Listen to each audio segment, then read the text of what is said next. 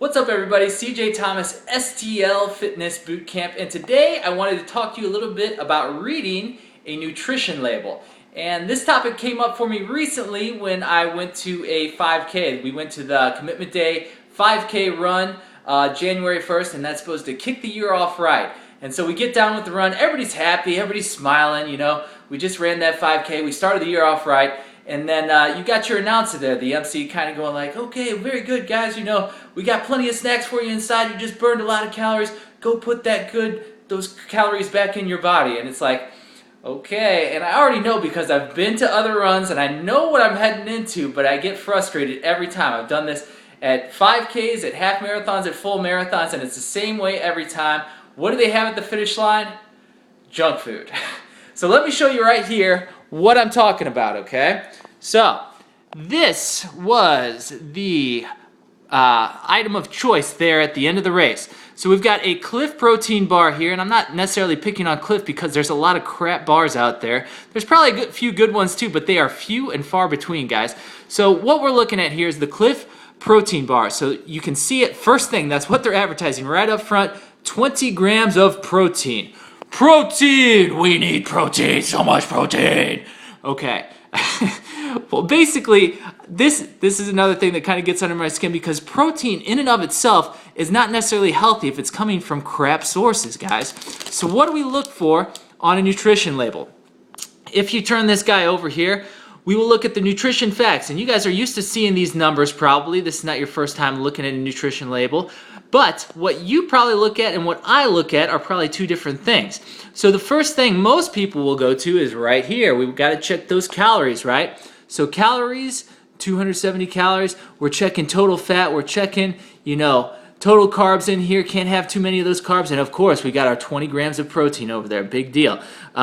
So these are the things that people usually look at, but that is not at all where my eyes go when I'm reading a nutrition label, okay? My eyes go a little bit lower to this section right here. You can kind of see it. It says ingredients. They kind of hide that from you a little bit, but it's there. It has to be there. They're obligated to put it there. They probably wouldn't put it there if they didn't have to, but here we go, guys, okay? So you can see right here, this has some iffy ingredients, I will say, on here, okay? So the first one is soy protein isolate, okay? Anytime you see soy on a label, this should be a warning sign for you, okay? Soy has estrogenic compounds in it. We naturally have estrogen in our bodies already, but we don't need these estrogen mimicking compounds in our body to mess up the works and throw us off hormonally, okay? So soy, if you've been through my food camp program, you probably know already this is something you want to watch out for, and estrogen is just one of many reasons for that. So moving down the list here, you've got beet juice concentrate, okay? Beet juice concentrate. Beets sound good. Juice doesn't sound that bad. Concentrate, all they did was really give you a different name for sugar right there. So that's what that really is. Beet juice concentrate is sugar. Organic brown rice syrup. Again, that sounded pretty good. That's got the word organic. It's got brown rice. Both those things sound good. Syrup, you're looking at sugar again. Sorry to tell you. Organic dried cane syrup, okay? Organic dried cane syrup, this is another sugar. So four of your first ingredients here are soy, sugar, sugar, sugar, okay? Not a very good start. And as you go down the side of the pack here, you can see there is a whole plethora of ingredients on this label. I'm not going to read them all to you. All I want you to see is the sheer volume of ingredients. And this, in and of itself, should be a warning sign to you. I don't want to tell anybody that just because there's a lot of ingredients, it's absolutely a bad food, because that's not necessarily true. But a lot of times, if you've got this many ingredients, that should send the antenna up. You need to look a little closer and make sure of what you're eating here. So if you go down here, you're going to see a lot of different names for sugar disguised, a lot of different soy products, and this is what you find in a lot of processed food. And we think we're getting a good thing because, you know what, 20 grams of protein, it must be good for us, but you're getting soy and sugar in a high dosage instead, okay? So this is what I look at first. The ingredients is so much important than any of these numbers up here. One of the numbers I do look at is sugars. Sugar is something that we definitely want to watch out for no matter what our goal is, okay? Too much sugar in the diet, if we've got weight loss goals, if we've got longevity goals, any kind of goals, sugar is going to be a hindrance to that, okay? So if you're trying to be healthy, you want to limit the sugar, and 22 grams of sugar in one bar, that, guys, is going to be trouble for you. That's more than you need in an entire day's worth of sugar right there, okay?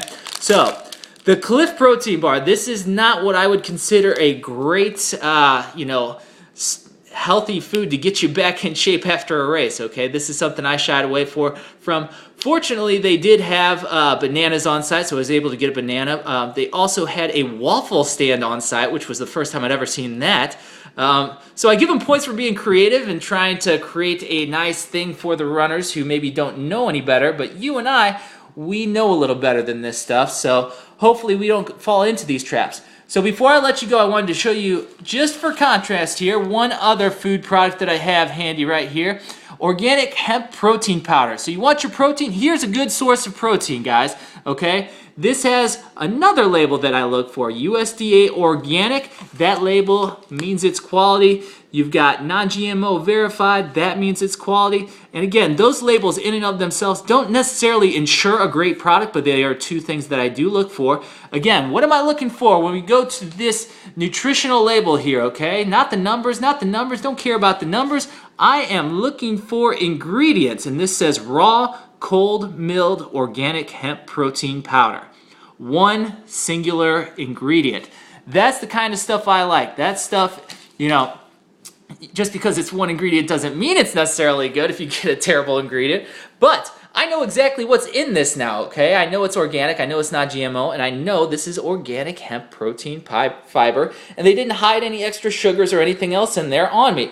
So, this is the kind of thing I like, and then if you want to get really good, what do we got here? Oh, it's kale. You guys knew I was going to sneak some kale into this video, didn't you? So kale, this thing right here, it doesn't really even require a nutrition label. This happened to come with a little twisty tie on it, which will tell me also, you got your, again, USDA organic label and the non-GMO, which you can't see totally well, but this is the type of thing, it doesn't even require all the numbers, all the calorie labels, all that kind of stuff. Why? It's just produce. This is real food right here, guys.